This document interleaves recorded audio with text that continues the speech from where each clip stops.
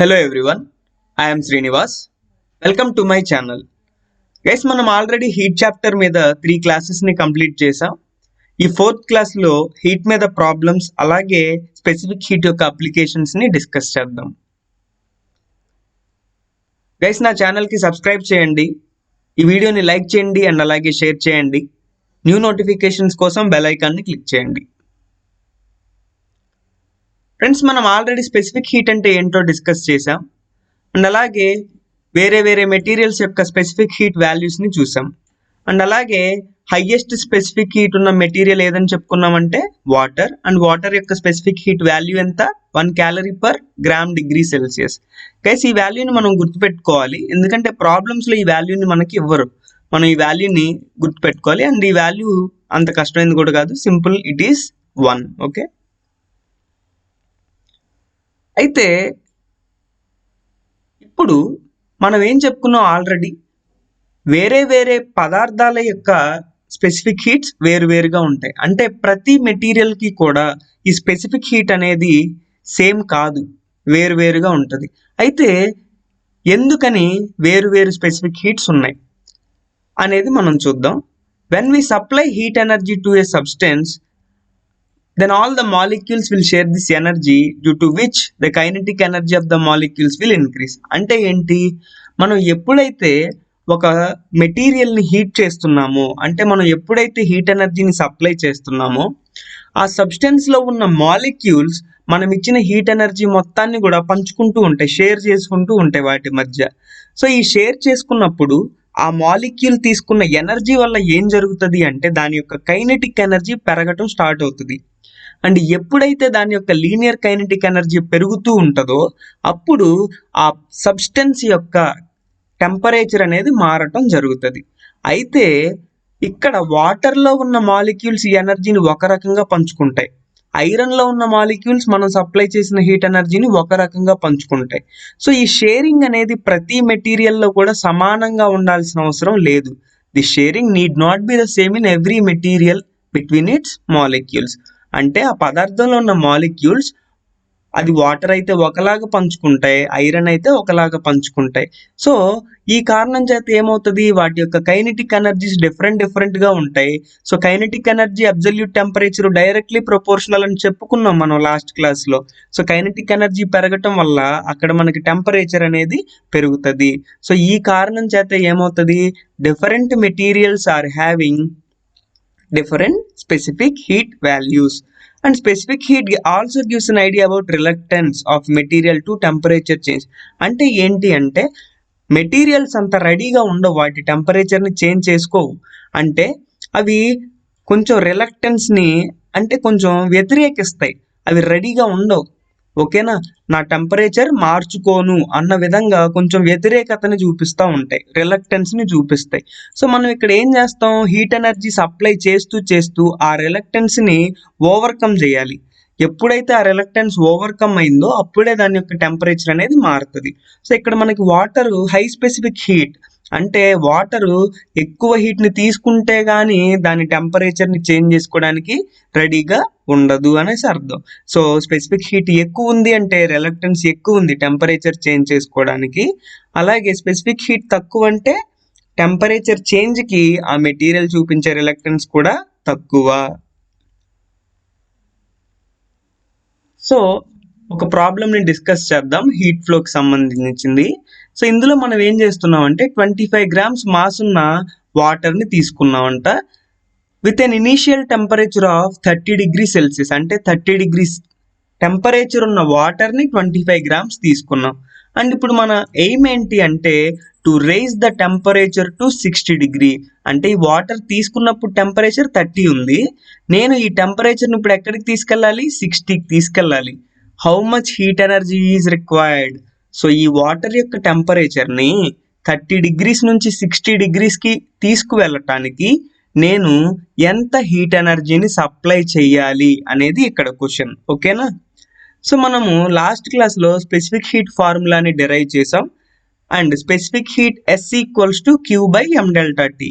ఇక్కడ Q అంటే heat supplied, మనం ఎంత హీట్ని సప్లై చేసామంటే Q. M is mass, delta T change in the temperature. So ఇక్కడున్న హీట్ ఈ క్యూ ఇవ్వటం మూలాన, ఈ హీట్ ఎనర్జీ ఇవ్వటం మూలాన టెంపరేచర్లో ఎంత చేంజ్ వచ్చింది, అదే డెల్టా టీ. ఎస్ అంటే ఏం చెప్పుకున్నాం, స్పెసిఫిక్ హీట్. సో ఇప్పుడు మనల్ని ఏం క్యాలిక్యులేట్ చేయమన్నాడు, హీట్ ఎనర్జీ. ఎంత హీట్ ఎనర్జీని ఇవ్వాలి అంటే క్యూని మనం ఎవాల్యుయేట్ చేయాలి. So Q is equals to MS delta T. So M delta T ఇటు వచ్చేసినాయి. సో ఆల్రెడీ ఇక్కడ ఎస్ ఉంది. సో మనకి రిలేషన్ ఏ విధంగా మారింది, Q equals to MS delta టీగా మారింది. సో ఇక్కడ ఎం అంటే ఎవరు, మాస్. మాస్ ప్రాబ్లంలో మెన్షన్ చేశారు ఎంతని, 25 grams. ఎస్ అంటే స్పెసిఫిక్ హీట్. సో ఇక్కడ మనం తీసుకున్న మెటీరియల్ ఎవరు, వాటర్. సో నేను చెప్పాను స్పెసిఫిక్ హీట్ వాల్యూస్ని వాళ్ళు ఇవ్వరు, మనమే గుర్తుంచుకోవాలి వాటర్ది. సో ఇక్కడ మనకు ఆల్రెడీ తెలుసు వాటర్ యొక్క స్పెసిఫిక్ హీట్ సింపుల్ 1 అండి, 1 calorie/g/C. సో 1ను గుర్తుపెట్టుకోవడం కష్టం కాదు, ఇక్కడ యూనిట్స్ని మట్టుకు గుర్తుపెట్టుకోవాలి, calorie/g/C. సో డెల్టా టీ అంటే ఏంటి, టెంపరేచర్ చేంజ్. సో ఎంత టెంపరేచర్ చేంజ్ జరిగింది. సో నేను వాటర్ ఎక్కడ తీసుకున్నాను, 30 degrees దగ్గర తీసుకున్నాను. వాటర్ ఎక్కడికి మూవ్ చేశాను, 60 degreesకి మూవ్ చేశాను. సో ఇక్కడ నుంచి ఇక్కడికి చేంజ్ ఎంత చేంజ్ చేశాను అంటే delta T is 30 degrees C. So నేను హీట్ ఇవ్వటం మూలాన 60 నుంచి 30కి కదా షిఫ్ట్ చేసింది. సో అంటే నేను టెంపరేచర్లో ఎంత చేంజ్ని తీసుకొచ్చాను, నా డెల్టా టీ ఎంత అంటే 30 degree. సో ఇప్పుడు ఈ ఈక్వేషన్లో సబ్స్టిట్యూట్ చేద్దాం ఎవ్రీ వాల్యూని. So Q equals to MS delta T. M అంటే mass, that is 25 grams. S is the specific heat. For water it is 1. Delta T is change in temperature. How much change? 30. So we are getting 750 calories. అంటే ఇక్కడ statement వైడ్గా చెప్తున్నాను చూడండి. 25 grams mass of వాటర్ని 30 degrees initial temperature దగ్గర తీసుకొని ఆ టెంపరేచర్ని 60కి మార్చాలంటే నేను ఇక్కడ ఎంత హీట్ని సప్లై చేశాను, 750 క్యాలరీస్ని మనం సప్లై చేస్తే అప్పుడు ఆ వాటర్ యొక్క టెంపరేచర్ 30 to 60 degrees చేంజ్ అవుతుంది. ఓకేనా. సో ఇంకొక ఎగ్జాంపుల్ని చూద్దాం గైస్. ఈ ఎగ్జాంపుల్ చాలా కేర్ఫుల్గా వినండి, ఎందుకంటే ఎండ్లో అంటే ఈ ప్రాబ్లం ఎండ్ అయినప్పుడు ఆ వచ్చే రిజల్ట్ నుంచి మనం క్యాలరీకి డెఫినిషన్ని అర్థం చేసుకోవచ్చు. సో ఈ ప్రాబ్లం ఏమంటుందంటే 1 gram of water is taken at 15 degrees C. అంటే 15 degrees టెంపరేచర్ ఉన్న వాటర్ని 1 gram తీసుకున్నాం. ఓకేనా. సో ఇక్కడ ఏం లేదు, వాటర్ తీసుకొని ఫర్ ఎగ్జాంపుల్ మనం టెంపరేచర్ మెజర్ చేసాం అనుకోండి ఒక థర్మోమీటర్ పెట్టి, అప్పుడు నాకు అది 15 ఇండికేట్ చేసింది. So 1 gram water taken at temperature 15 degree. అయితే how much heat is required to raise its temperature by 1 degree. ఏమంటున్నాడు, ఈ 15 degrees నుంచి 1 degree పెరగటానికి, అంటే 1 degree పెరగటం అంటే 16కి తీసుకెళ్ళమని ఇక్కడ మీనింగ్. సో ఈ టెంపరేచర్ 1 degree పెరగటానికి అంటే 16కి వెళ్ళటానికి how much heat is required, ఎంత హీట్ని నేను సప్లై చేయాల్సి ఉంటుంది అనేసి అడుగుతున్నాడు. So heat supplied. సో హీట్ని మనం ఎంత సప్లై చేయాలి, సో హీట్కి formula Q equals to MS delta T. Okay, MS delta T. ఇది నేను స్పెసిఫిక్ హీట్ ఎక్స్ప్రెషన్ని రీరైట్ చేస్తే ఈ Q equals to MS delta T వచ్చింది. సో ఇక్కడ ఎం అంటే ఏమని చెప్పుకున్నాం, మాస్ ఎంత ఇచ్చారు, 1 gram. ఎస్ అంటే స్పెసిఫిక్ హీట్. స్పెసిఫిక్ హీట్ ఎప్పుడు కూడా ఇచ్చిన మెటీరియల్ని బట్టే ఆధారపడి ఉంటుంది. సో ఇక్కడ వాటర్ అన్నాడు, సో వాటర్కి స్పెసిఫిక్ హీట్ ఎంత, 1 calorie/g/C. డెల్టా టీ టెంపరేచర్లో ఎంత చేంజ్ తీసుకురావాలి, ఇక్కడ చూడండి, to raise its temperature by 1 degree. నాకు టెంపరేచర్ 1 degree పెరగాలి అంటే నేను ఎంత చేంజ్ తీసుకురావాలి, డెల్టా టీ అంటే ఇక్కడ 1 degree C. సో నా delta T 1 degree C. So మనం సబ్స్టిట్యూట్ చేసినప్పుడు mass is 1, specific heat is 1, delta T is also 1. So మనకి హీట్ ఎంత వచ్చింది, 1 calorie. సో నేను ఇక్కడ జాగ్రత్తగా వినండి, నేను ఇప్పుడు ఒక స్టేట్మెంట్ చెప్తున్నాను. నేను ఇక్కడ 1 gram వాటర్ని తీసుకున్నాను. 1 gram వాటర్ని తీసుకున్నాను. ఈ 1 gram వాటర్ యొక్క టెంపరేచర్ నేను ఎంత మార్చాను, 1 degree మార్చాను. ఓకే, 1 gram వాటర్ యొక్క టెంపరేచర్ 1 degree మార్చటానికి మనకి ఎంత హీట్ అవసరమైంది, 1 calorie అవసరమైంది. ఓకేనా. సో దీన్ని ఇప్పుడు నేను రివర్స్లో చెప్తున్నాను చూడండి. 1 calorie ఆఫ్ హీట్ని 1 గ్రామ్ వాటర్కి ఇస్తే దాని టెంపరేచర్ 1 డిగ్రీ పెరిగిద్ది. సో ఇదే మన యొక్క క్యాలరీ డెఫినిషన్. సో చూద్దాం క్యాలరీ అంటే ఏంటో. The amount of heat required to raise the temperature of 1 gram of water by 1 degree Celsius is called calorie. అంటే నువ్వు 1 గ్రామ్ వాటర్ తీసుకొని ఆ వాటర్ యొక్క టెంపరేచర్ 1 డిగ్రీ పెంచటానికి నువ్వు ఎంత హీట్ ఇవ్వాలి? 1 క్యాలరీ ఇస్తే సరిపోద్ది. అంటే నువ్వు 1 క్యాలరీ 1 గ్రామ్ వాటర్కి ఇస్తే దాని టెంపరేచర్ ఎంత మారుతుంది? 1 డిగ్రీ మారుతుంది. సో మీకు ఇది ఎంత అర్థమైందో తెలియాలి అంటే ఈ ఎగ్జాంపుల్ని సాల్వ్ చేయండి. ఈ ఎగ్జాంపుల్ని ఈ వీడియోని పాస్ చేయండి, ఎగ్జాంపుల్ అర్థం చేసుకోండి, మీకు వచ్చిన ఆన్సరు నేను చెప్పే ఆన్సర్ ఒకటా కాదా అనేది వెరిఫై చేసుకోండి, మీకు ఎంత అర్థమైందో తెలుస్తుంది. ఓకేనా? So I'm solving. If we supply 15 calories of heat to 3 grams of water. ఏమంటున్నాడంటే 3 గ్రామ్స్ వాటర్ తీసుకున్నాడు, ఆ 3 గ్రామ్స్ వాటర్కి 15 క్యాలరీస్ ఆఫ్ హీట్ని సప్లై చేశాడు. ఎన్ని గ్రామ్స్ వాటర్? 3 గ్రామ్స్ వాటర్కి 15 క్యాలరీస్ ఆఫ్ హీట్ని సప్లై చేశాడు. By how many degree we can change it's temperature. అంటే ఈ 15 క్యాలరీస్ ఆఫ్ హీట్ ఇవ్వటం వల్ల నేను ఎంత టెంపరేచర్ని మార్చాను అనేసి ఇక్కడ మీనింగ్. సో ఇక్కడ 3 గ్రామ్స్ వాటర్కి 15 క్యాలరీస్ ఇచ్చాడు అంటే 1 గ్రామ్కి ఎంత ఇచ్చినట్టు? 3 గ్రామ్స్కి 15 క్యాలరీస్ అంటే 1 గ్రామ్కి ఎంత ఇచ్చినట్టు? 5 క్యాలరీస్ ఇచ్చినట్టు, అంతే కదా? సో ఇక్కడ క్యాలరీ డెఫినిషన్ని బట్టి అర్థం చేసుకోండి ఒక్కసారి. 1 గ్రామ్ వాటర్కి 1 క్యాలరీ ఇస్తే 1 డిగ్రీ టెంపరేచర్ చేంజ్ అవుతుంది. 1 గ్రామ్ వాటర్కి 1 క్యాలరీ ఇస్తే 1 డిగ్రీ మారింది. మరి ఇప్పుడు ఇక్కడ 1 గ్రామ్ వాటర్కి 5 క్యాలరీస్ ఇచ్చాం. సో వాటర్ యొక్క టెంపరేచర్ మనం ఎంత మార్చొచ్చు? 5 డిగ్రీ సిని మార్చొచ్చు. సో మన ఆన్సర్ ఎంత? 5 డిగ్రీ సి. ఓకేనా? సో మీరు వెరిఫై చేసుకోండి, ఏమన్నా డౌట్ ఉంటే కామెంట్ సెక్షన్లో రాయండి, నేను నెక్స్ట్ క్లాస్లో ఎక్స్ప్లెయిన్ చేయడానికి ట్రై చేస్తాను. సో ఇప్పుడు అప్లికేషన్స్ ఆఫ్ స్పెసిఫిక్ హీట్ని డిస్కస్ చేద్దాం. సో రియల్ టైంలో ఈ స్పెసిఫిక్ హీట్ని మనం ఏ విధంగా అర్థం చేసుకోవచ్చు అనేది అప్లికేషన్స్లో చెప్తుంది. గైస్ ఇది మీ టెక్స్ట్ బుక్లో నుంచి డైరెక్ట్గా కాపీ చేయడం జరిగింది. సో ఫస్ట్ అప్లికేషన్ ఏం చెప్తుందంటే, మనకి ప్రతిరోజు సన్ నుంచి చాలా అమౌంట్ ఆఫ్ హీట్ ఎనర్జీ అనేది డెలివర్ అవుతూ ఉంటుంది ఎర్త్ మీదకి. ఓకేనా? సో మనం ఏ వస్తువుకైనా హీట్ ఎనర్జీ ఇస్తూనే ఉంటే దాని టెంపరేచర్ గ్రాడ్యువల్గా చాలా లెవెల్కి వెళ్ళిపోవాలి, చాలా పెరిగిపోవాలి. కానీ మన భూమి మీద టెంపరేచర్ అనేది ఆల్మోస్ట్ కాన్స్టెంట్గా మెయింటైన్ అవుతూ ఉంది.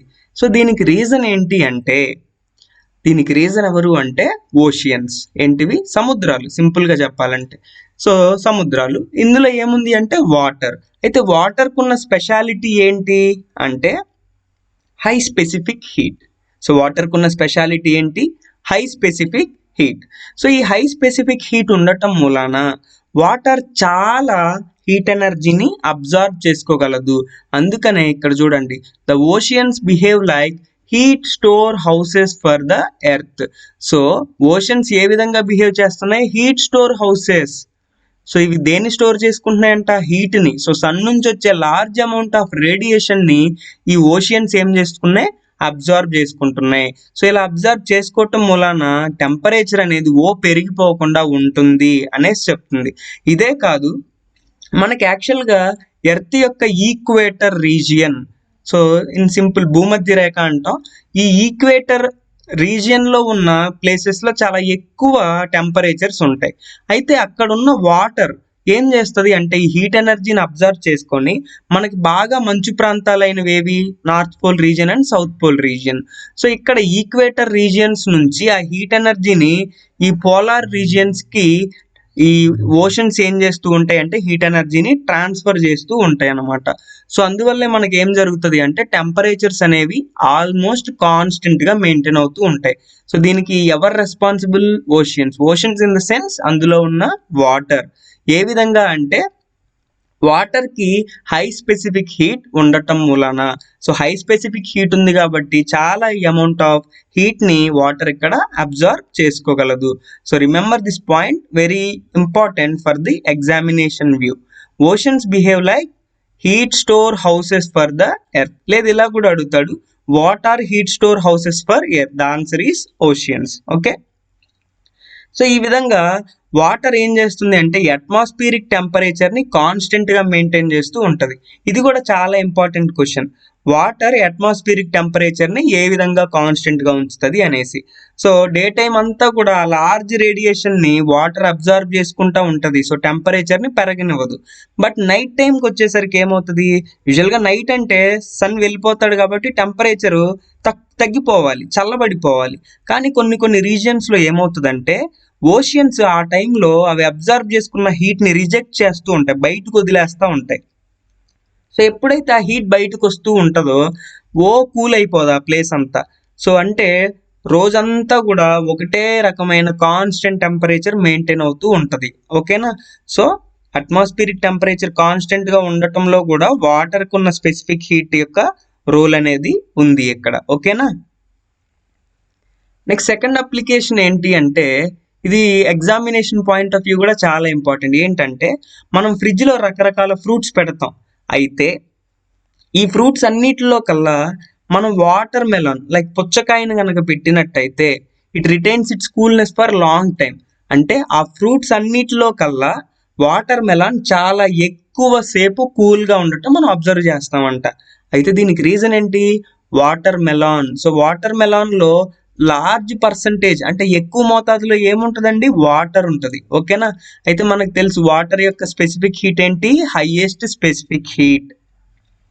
సో ఈ హై స్పెసిఫిక్ హీట్ ఉంటే ఆ పదార్థం వేడవ్వటానికి ఎక్కువ టైమే పడుతుంది, అలాగే దాని యొక్క కూలింగ్ పోవటానికి కూడా ఎక్కువ టైమే పడుతుంది. సో వాటర్ మెలాన్లో ఎక్కువ పర్సంటేజ్ వాటర్ ఉంది, ఆ వాటర్కి హై స్పెసిఫిక్ హీట్ ఉంది కాబట్టి అది దాని యొక్క కూలింగ్ని చాలా ఎక్కువ సేపు ఉంచుకోగలుగుతుంది. ఓకే,